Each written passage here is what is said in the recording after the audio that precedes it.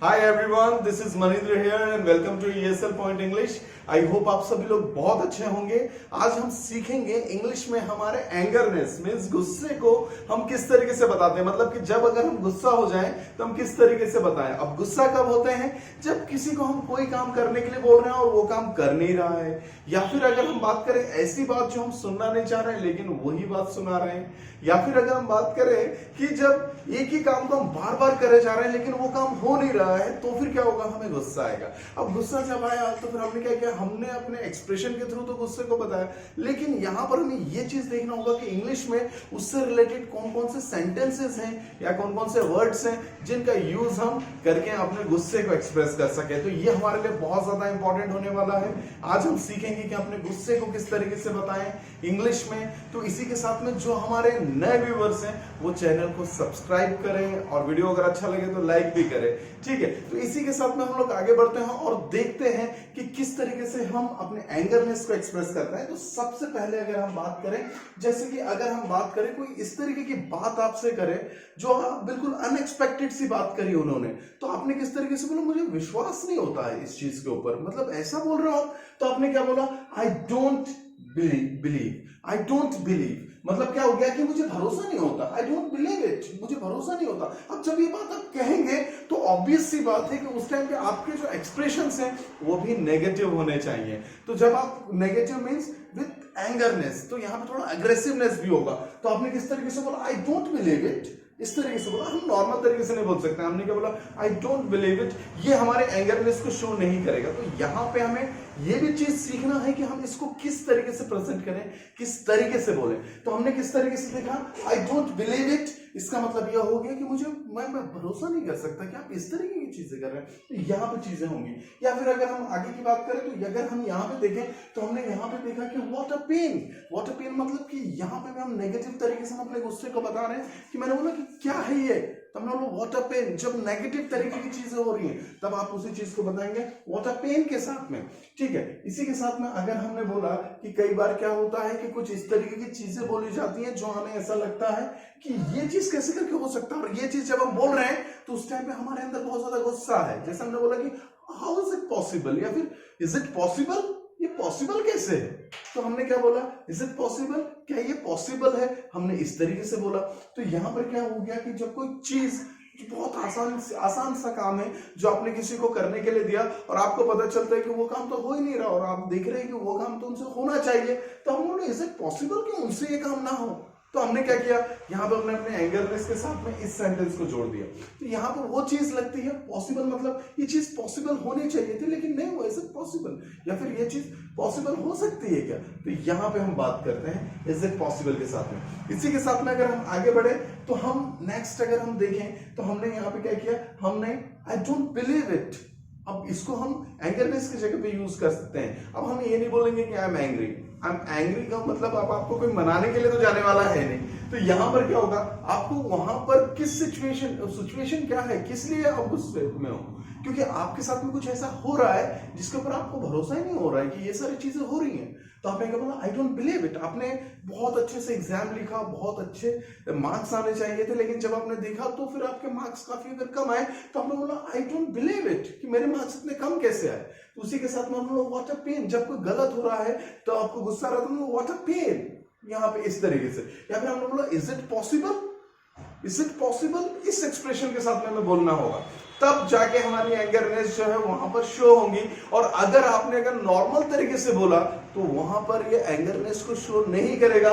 जैसे कि आपने बोला इज इट पॉसिबल, ये क्वेश्चन भी बन सकता है, लेकिन जब आप एग्रेसिव होकर बोलते हैं तब ये यहाँ पर जो है एंगरनेस को शो करने के लिए होगा। उसी के साथ में अगर हम आगे बात करें तो हमने क्या बोला? I could really do without, के बाद में कोई भी पर्सन हो सकता है। जैसे आपने बोला कि कोई पर्सन है जिसने बोला कि मैं आपका काम कर दूंगा, तो आप क्या हो गए? आप उसके ऊपर डिपेंडेंट हो गए। लेकिन कुछ टाइम के बाद में आपको ये लगता है कि ये पर्सन तो इस काम को कर ही नहीं रहा है, तब आपको आया गुस्सा कि ये काम इसकी वजह से नहीं हुआ।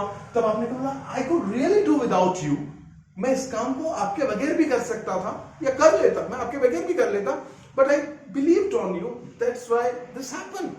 मतलब इस तरीके की चीज है। तो आपने क्या बोला? I could really do without you, मैं इस काम को रियली में कर सकता था लेकिन मैंने इस काम को नहीं किया बिकॉज ऑफ XYZ रीजन, लेकिन अब आपका समय चला गया, अब आपको क्या हो रहा है, गुस्सा आ रहा है। तो फिर आपने वहां पे क्या बोला, I could really do without him, इस तरीके से बोला। गाइस इसी के साथ में अगर हम बात करें तो यहां पर ये जो सेंटेंस है ये हमारे लिए काफी ज्यादा इंपॉर्टेंट है, क्योंकि हम अक्सर जिस तरीके से लोगों से बात करते हैं, जिस तरीके से हम अपने एक्सप्रेशंस के थ्रू अपनी बातों को एक्सप्रेस करते हैं, तो वहां पर हम देखते हैं हमने किस तरीके से बोला, it really gets on my nerves. मतलब कि क्या हो गया, it really gets on my nerves, आपको साथ में बोलते हुए भी जाना है। तो यहां पर क्या हो गया कि इसका मतलब क्या हो गया कि इसने तो मेरे नाक पे दम करके रखा हुआ है।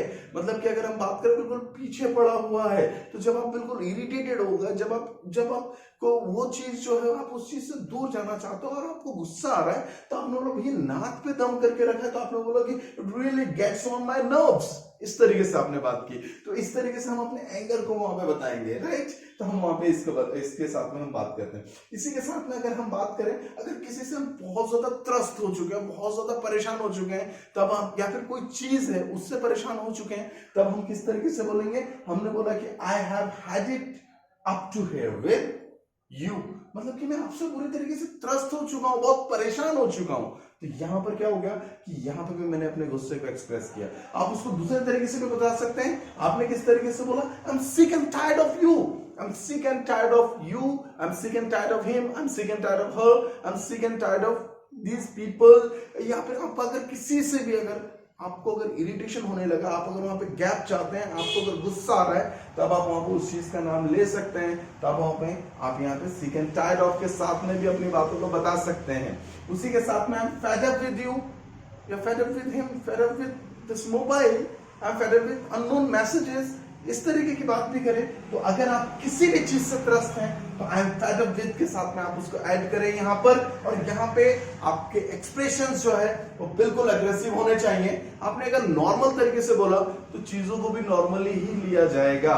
तो जब हम लैंग्वेज की बात करते हैं, तो लैंग्वेज में यहाँ पे हमें एक चीज को फोकस करना जरूरी है कि यहाँ पर हम चीजों को देखते हैं कि जब कोई चीज हमें इरिटेट करती है, जब हमें कोई चीज परेशान करती है, तभी हम बोलते हैं कि I am fed up with या फिर I am sick and tired of के साथ में हम अपनी बातों को बताते हैं। और यहाँ पे भी आपको अपने एक्सप्रेशंस को अग्रेसिव रखना होगा, ठीक है। इसके साथ में अगर हम बात करें, जब कोई एक ऐसी चीज जिसके ऊपर आप अगर मेहनत कर रहे हैं और वो चीज अगर नहीं हो रही है, या फिर कोई एक्सपेक्टेड चीज जो होनी चाहिए थी लेकिन वो चीज नहीं हुई, तब आपने बोला डैम इट। डैम इट का मतलब यहाँ पे धत, जैसे हम कई बार हिंदी में हम बोलते हैं किसी को कि कोई चीज के लिए हम कोशिश कर रहे हैं, अब नहीं हो रहा, तो हम बोला धत तेरी की, तो धत तेरी की। अब यहाँ पे क्या हो गया, आपने क्या बोला, डैम इट, डैम इट। आपने कई बार मूवीज वगैरह में भी सुना होगा, या फिर कई लोग जब इंग्लिश में बातें करते हैं कई जगह पर, तो जब गुस्सा हो जाते हैं तो बोलते डैम इट। तो वहां पे हमें समझना है कि वहां पर जो है ये एक्सप्रेस कर रहे हैं अपने गुस्से को कि वहां पर वो चीज होनी चाहिए थी लेकिन नहीं हो रही है या नहीं हुआ, तो उसके कारण क्या हुआ, उन्होंने यहाँ पे इसका यूज किया। इसी के साथ में अगर हम बात करें, प्लीज, अब यहाँ पे अगर किसी चीज को लेकर बहुत ज्यादा डेडिकेटेड है लेकिन वो काम नहीं हुआ, या फिर किसी चीज को लेकर बहुत पर्टिकुलर थे और वो काम नहीं हुआ और आप पूरी तरीके से अपसेट हैं और उसके बाद में आप किससे बात नहीं करना चाहते, तो आपने किस तरीके से बोला, please I am so mad right now. मैं अभी जो है मुझे बहुत ज्यादा गुस्सा आ रहा है। यहाँ पे मैड का मतलब ये नहीं है कि मैं पागल हो रहा हूँ, मैं बहुत ज्यादा पागल हूँ, ऐसा नहीं होगा। यहाँ पे अगर हम बात करें तो यहाँ पे क्रेजीनेस की बात हो रही है। यहाँ पे अगर हम बात करें, उसने क्या बोला, अभी मेरा मूड बिल्कुल सही नहीं है, और उसने क्या बोला, I can talk to you. तो यहाँ पे क्या हो गया कि यहाँ पे हमने उस चीज को थोड़ा एडवांस तरीके से बोला और हमने बोला, please I am so mad right now, I can talk to you.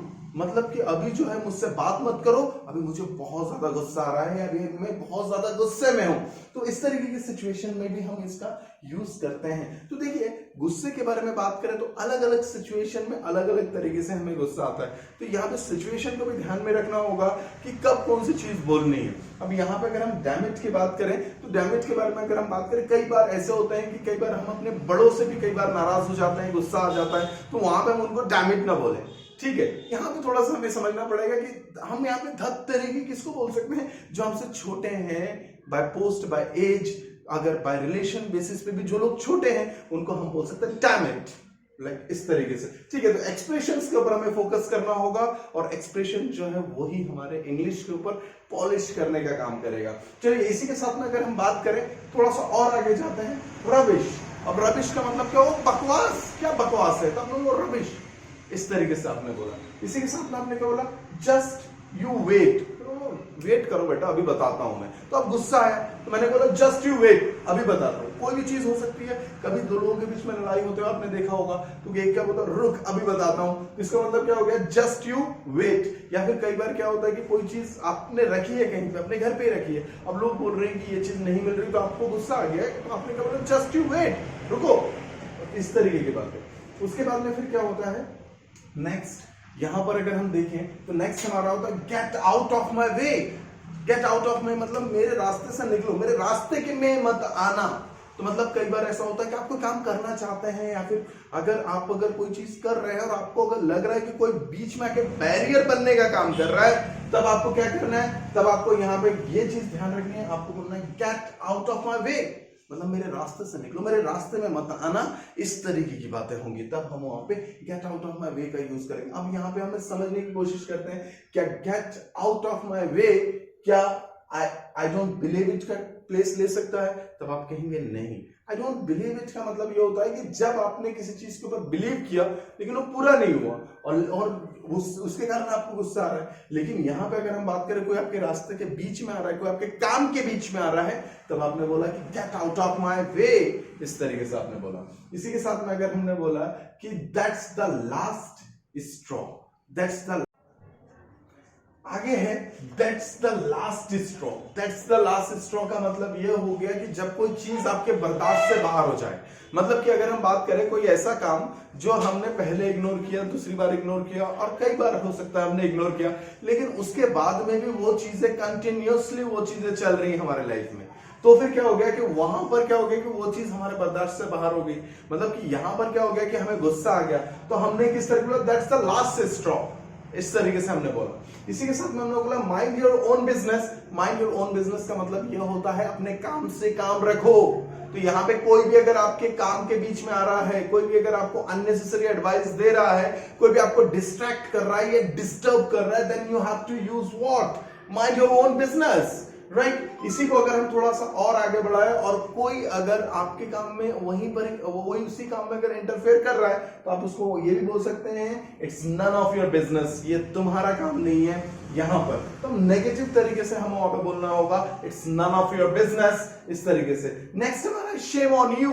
Shame on you, कई बार हमने देखा होगा कि कई बार जब इस तरीके के काम होते हैं जो बिल्कुल ही अनएक्सपेक्टेड है, जो एक्सेप्टेबल भी नहीं है, तो वहां पर हम बोलते हैं शेम ऑन यू, तुम पे धिक्कार है। या फिर हमने क्या बोला कि जस्ट तुम्हें शर्म आनी चाहिए, तो हमने क्या बोला, शेम ऑन यू। तो यहां पर हमने बोला, उसी के साथ में हमने किस तरीके से बोला, I can't stand it any longer. हमने क्या बोला, I can't stand it any longer, मैं अब यहां पे नहीं रह सकता, मैं इस चीज के साथ में लंबे टाइम तक नहीं रह सकता। तो यहां पे कोई भी चीज हुई, जैसे कि अगर हमने क्या बोला कि अगर कई बार ऐसा हो जाता है कि हमने अपने दोस्त को बोला कि जाके वहां पे झूठ बोल देना, अब उसने झूठ बोला और सामने वाले ने क्रॉस क्वेश्चन करना चालू कर दिया। जब क्रॉस क्वेश्चनिंग होना चालू हो गया तो उसके बाद में उसको एक टाइम के बाद में ऐसा लगेगा मैं डिफेंड नहीं कर पा रहा हूं और उसके ऊपर अटैक होने लगा। तो उसने क्या बोला कि भाई अब छोड़ो सब कुछ, I can't stand it any longer, मैं अब यहाँ पे इस चीज के साथ में अब खड़ा नहीं हूं, ठीक है। तो यहां पे होगा, तो उसने क्या किया, वहां पे सच बता दिया, जो भी चीजें होगी उसने वहां पे प्रॉपर तरीके से उस चीज को हैंडल किया। तो मतलब यहां पे कुल मिला के बात ये है कि उसने गुस्से में क्या बोला, I can stand it any longer, इस तरीके से हुआ। इसी के साथ में अगर हम नेक्स्ट आगे बढ़े तो यहां पे हम देखते हैं I don't think that's very clever, मतलब कि क्या होगा, मुझे ऐसा नहीं लगता कि ये चीज काम करेगी, मुझे ऐसा नहीं लगता कि ये चीज जो है बहुत अच्छी है।